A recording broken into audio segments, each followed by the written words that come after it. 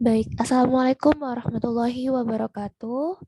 Alhamdulillah pada kesempatan kali ini kami dari kelompok 5 akan mempresentasikan mengenai kepribadian Muhammadiyah.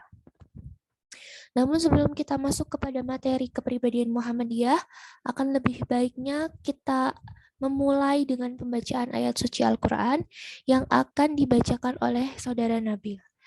Kepada Saudara Nabil dipersilahkan.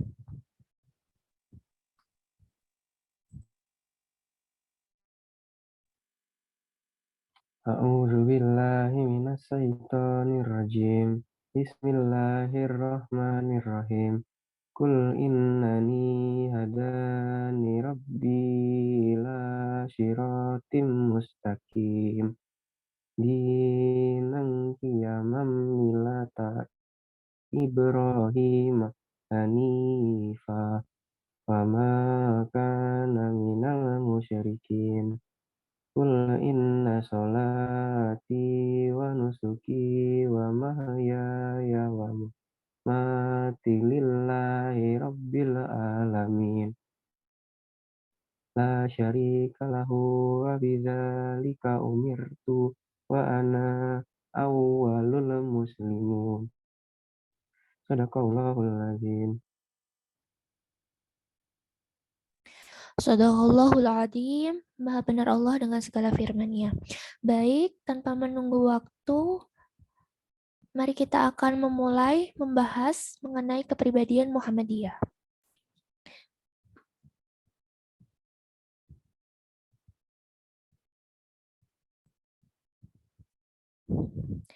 Sebelum itu, saya perkenalkan dulu anggota kelompok 5. Yang pertama ada Aksita Dini Kamala dengan NIM 081, kemudian Mailina Izzati dengan NIM 086, Nabil Fahri dengan NIM 087, dan yang terakhir saya sendiri Lutfia Mulyasari dengan NIM 097. Pada kali ini, pokok pembahasan kita adalah mengenai yang pertama hakikat kepribadian Muhammadiyah, yang kedua sejarah perumusan, yang ketiga rumusan matan kepribadian Muhammadiyah, dan yang terakhir arti memahami kepribadian Muhammadiyah. Baik, sebelum kita masuk kepada pokok bahasan yang pertama, kita ulangi kembali ya, Muhammadiyah itu adalah sebuah organisasi Islam yang berdiri pada tanggal 18 November 1912 Masehi atau pada tanggal 8 Zulhijjah 1330 Hijriah di Yogyakarta. Kata Muhammadiyah sendiri adalah Muhammad yang berarti Nabi Muhammad SAW dan Iyah yang berarti pengikut. Sehingga dapat kita simpulkan bersama bahwa Muhammadiyah artinya adalah pengikut Nabi Muhammad SAW. Muhammadiyah adalah gerakan Islam yang melaksanakan dakwah amar ma'ruf nahi mungkar dan berpedoman pada Al-Quran dan As-Sunnah. Baik, langsung saja kita akan masuk kepada hakikat kepribadian Muhammadiyah. Kepribadian Muhammadiyah merupakan ungkapan dari kepribadian yang memang sudah ada pada Muhammadiyah sejak lama berdirinya. Kepribadian Muhammadiyah merupakan penegasan diri bahwa Muhammadiyah bukan berdakwah melalui partai politik, bukan pula dengan jalan ketatanegaraan, melainkan dengan pembentukan masyarakat tanpa memperdulikan bagaimana struktur politik yang menguasai sejak zaman Belanda, Jepang sampai kemerdekaan hingga saat ini. Konsep kepribadian Muhammadiyah disahkan pada Muktamar ke-35 tahun 1962 di Jakarta, yang juga dikenal sebagai Muktamar Setengah Abad.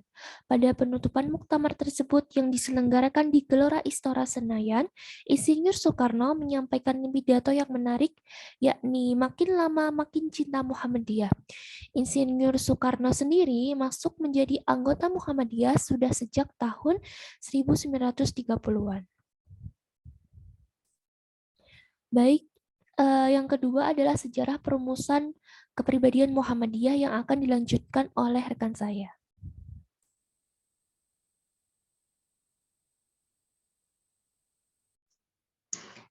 Baik, terima kasih untuk kesempatannya. Baik, kita bahas sekarang tentang sejarah perumusan kepribadian Muhammadiyah. Jadi, perumusan kepribadian Muhammadiyah itu berawal dari pidato yang disampaikan oleh Kiai Haji Fakih Usman pada acara kursus kepemimpinan Muhammadiyah yang dilaksanakan pada bulan Ramadan tahun 1831 Hijriah yang diikuti oleh seluruh utusan pimpinan daerah Muhammadiyah di seluruh Indonesia yang berjudul Apakah Muhammadiyah Itu? Nah, dari sinilah muncul kesadaran akan pentingnya sebuah pedoman perjuangan bagi Muhammadiyah dan akhirnya dibentuklah tim pengurus yang terdiri dari Kiai Haji Fakih Usman, Kiai Haji Farid Ma'ruf, Jarnawi Hadikusumo, M. Jindar Tamimi, Dr. Hamka, Kiai Haji Wardan, dan M. Saleh Ibrahim. Nah, setelah melalui proses yang panjang, akhirnya hasil kerja tim perumus tersebut disampaikan pada sidang pleno PP Muhammadiyah menjelang sidang Tanwir pada tanggal 25 sampai 28 Agustus tahun 1962 dan kemudian dilanjutkan pembahasannya dan Muktamar Muhammadiyah ke-35 di Jakarta. Nah, dalam perumus tersebut dapat diterima dengan beberapa catatan penyempurnaan. Nah, setelah disempurnakan, akhirnya dalam sidang pleno PP Muhammadiyah tanggal 29 April 1963, rancangan tersebut disahkan dengan nama Kepribadian Muhammadiyah. Kemudian kita bahas juga alasan dari terbentuknya Kepribadian Muhammadiyah.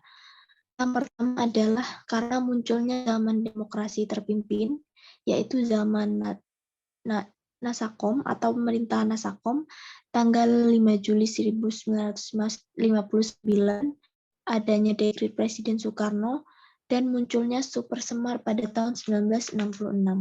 Kemudian alasan yang kedua, yaitu sebelum Masyumi bubar, banyak tokoh Muhammadiyah yang aktif dalam partai tersebut.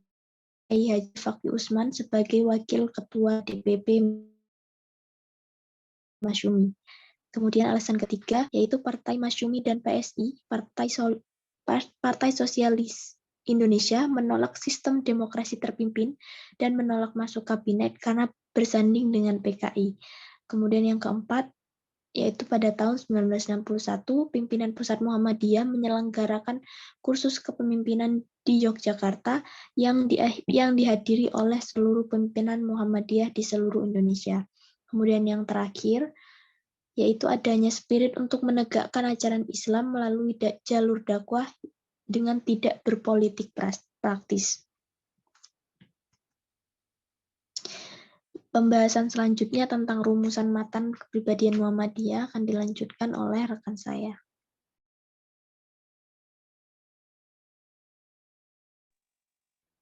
Baik, selanjutnya itu rumusan matan kepribadian Muhammadiyah.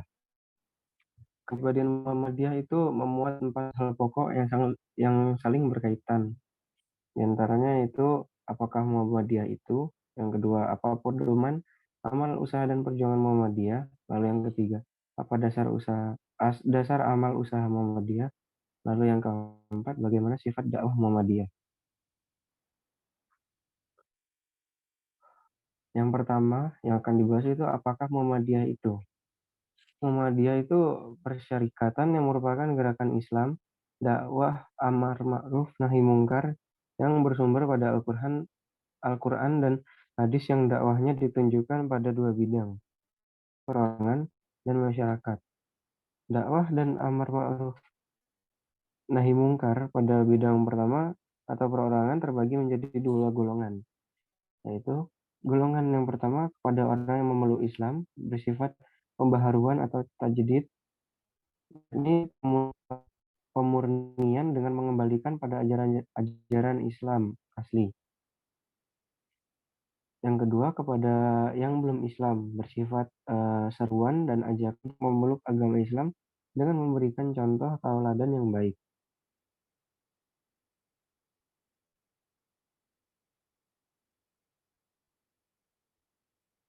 Lalu pada bahasan yang kedua ada dasar amal Muhammadiyah. Muhammadiyah mendasari gerak dan amal usahanya atas prinsip-prinsip yang tersimpul dalam mengkodimah anggaran dasar Muhammadiyah. Di antara lain, yang pertama, hidup manusia berdasarkan tauhid, ibadah, dan taat kepada Allah. Lalu yang kedua, hidup manusia bermasyarakat. Lalu yang ketiga, mematuhi ajaran agama Islam dengan keyakinan bahwa ajaran Islam adalah ajaran yang satu-satunya menjadi landasan kemudian dan ketertiban bersama untuk kebahagiaan hidup dunia akhirat. Lalu yang keempat, menegakkan dan menjunjung tinggi agama Islam di tengah-tengah masyarakat adalah kewajiban sebagai ibadah kepada Allah dan ihsan kepada sesama manusia. Lalu yang kelima, tiba kepada langkah perjuangan Nabi Muhammad Shallallahu Alaihi Wasallam. Lalu yang keenam, melancarkan amal usaha dan perjuangan dengan ketertiban organisasi.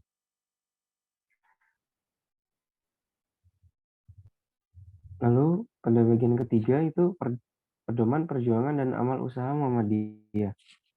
Berdasarkan prinsip di atas, apapun yang diusahakan dan bagaimanapun cara perjuangan Muhammadiyah harus berpedoman, berpegang teguh pada ajaran Allah dan Rasul-Nya, bergerak membangun di segala bidang dan lapangan dengan menggunakan cara serta menempuh jalan yang diridhoi oleh Allah Subhanahu wa taala.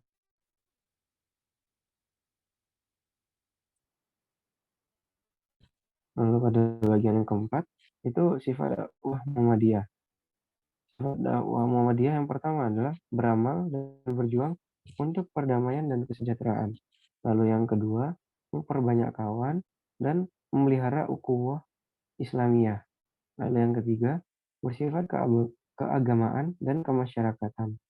Lalu yang keempat, mengindahkan segala hukum, undang-undang, peraturan, serta dasar dan filsafah yang negara yang sah. Lalu yang kelima, amar ma'ruf nahi mungkar dalam segala lapangan serta menjadi contoh teladan yang baik. Lalu yang keenam, aktif dalam perkembangan masyarakat dengan maksud pembangunan sesuai dengan ajaran Islam. Lalu yang ketujuh, kerjasama dengan golongan Islam manapun dalam usaha menyiarkan dan mengamalkan ajaran agama Islam serta membela kepentingannya. Lalu yang kedelapan, membantu pemerintah serta bekerja sama dengan golongan lain dalam memelihara dan membangun negara untuk mencapai masyarakat adil dan makmur yang diridhoi oleh Allah Subhanahu wa taala. Lalu yang ke-9, bersifat adil serta korektif ke dalam dan keluar organisasi dengan bijak. Selanjutnya, materi nomor 4 akan dilanjutkan oleh rekan saya. Kepada yang bertugas dipersilakan. Baik, selanjutnya arti memahami kepribadian Muhammadiyah.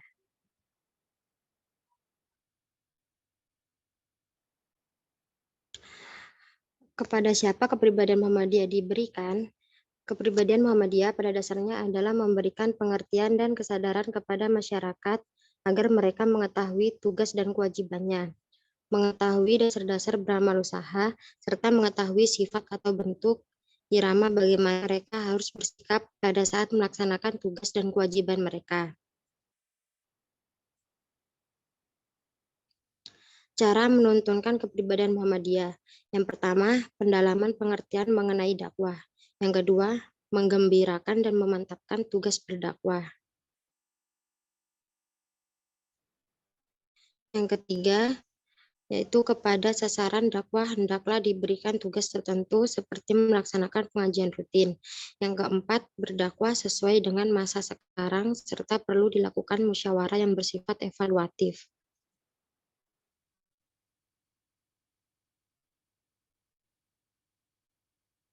Yang kelima, sesuai dengan suasana terkini yang menarik tidak melanggar hukum agama. Yang keenam, pimpinan cabang atau ranting bersama-sama dan anggota melakukan musyawarah sasaran yang dituju untuk dakwah serta pembagian tugas.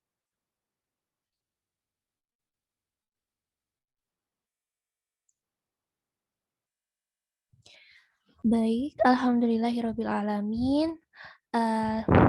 Sampailah kita kepada penutup pada presentasi kelompok 5 kali ini mengenai kepribadian Muhammadiyah. Kami dari kelompok 5 mengucapkan beribu kali maaf apabila ada kekurangan dalam menyampaikan materi, dan terima kasih banyak atas perhatiannya.